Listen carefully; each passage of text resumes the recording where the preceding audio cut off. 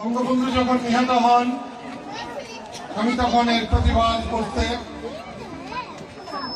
উঠে দাঁড়িয়েছিলাম। সেই সময়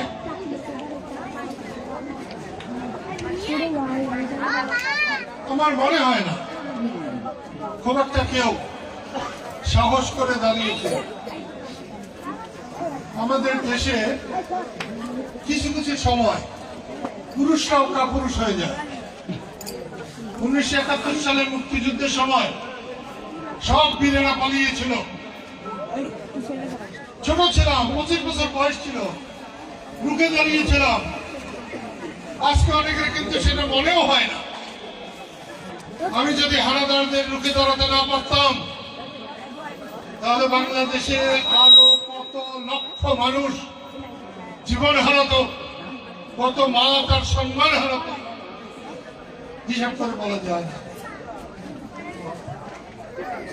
কিন্তু আজকে অনেকেই ভুলে গেছে বঙ্গবন্ধুকে হত্যা করা হয়েছে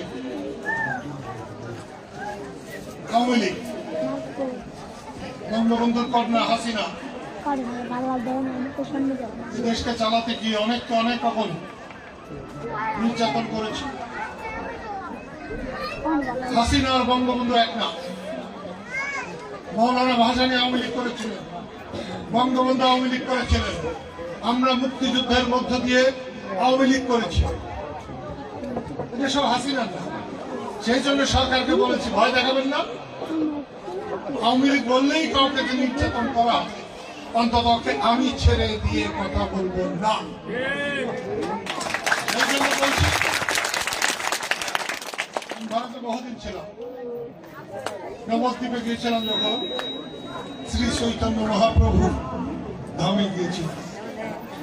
ওনার এখানে বিতঙ্গল বলে একটা জায়গা আছে সিলেটের কাছে, সে ধামেও গেছিলাম। সেই ধামে যেখানে উনি পূজা করেন আমাকে সেখানে যেতে দেয়নি। কিন্তু নবদ্বীপে যে গিয়েছিলাম যেখানে শ্রী চৈতন্য মহাপ্রভু বসে পূজা করতেন, ধ্যান করতেন, সেখানে যেতে কিন্তু কেউ বাধা নেই।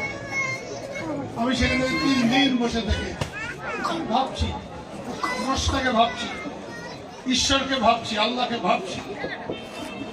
আমি সেই জন্য আর কথা বলাচ্ছি না। আমি মুসলমান ঘরের জন্মেছি, কিন্তু আমার গুরু হলো হিন্দু। আমাকে লেখাপড়া শিখিয়েছে, মানুষ বানিয়েছে দুঃখীরাম রাজবংশী। কেউ ছিলেন তাকে? দুঃখীরাম রাজবংশী বরাটি স্কুলের হেডমাস্টার ছিলেন দুঃখীরাম রাজবংশী, মির্জাপুরের বরাটি স্কুল।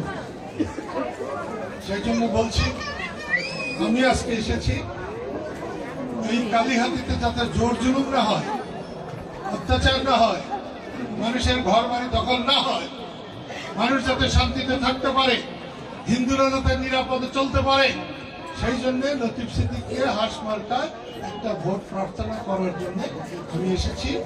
ভগবান আপনাদের সবাইকে মঙ্গল করুন।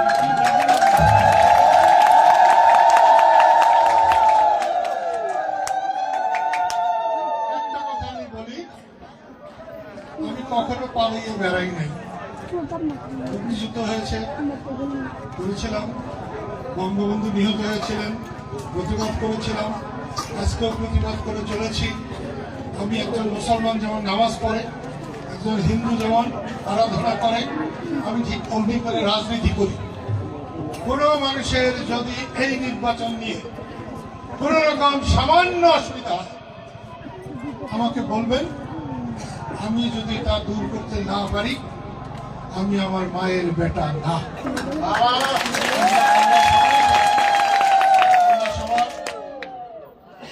ভালো রাখুন, ভগবান সবাইকে শান্তিতে রাখুন, তার ছায়া তলে রাখুন। ধন্যবাদ, নমস্কার।